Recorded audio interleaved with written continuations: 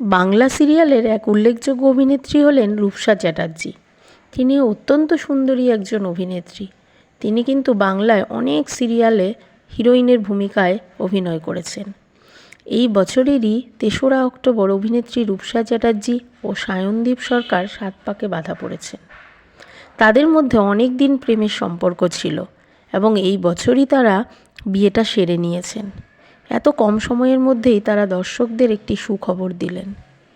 গত 14ই নভেম্বর শিশু দিবসের দিনই তারা এই খবরটি দিয়েছেন। অভিনেত্রী রূপসা চ্যাটার্জি যে মা হতে চলেছেন। কেক কেটে আনুষ্ঠানিকভাবে তারা দর্শকদের এই খবরটি দিয়েছেন। এই দম্পতি ব্রাহ্মণের থেকে বিশেষ ডেট নিয়ে তড়িঘড়ি বিয়েটা কিন্তু সেরে নিয়েছিলেন। তারা বিয়ের পর হানিমুনেও গিয়েছিলেন সিকিমে। সেখানেও তারা বেশ আনন্দ হইহুল্লোড় করেছেন।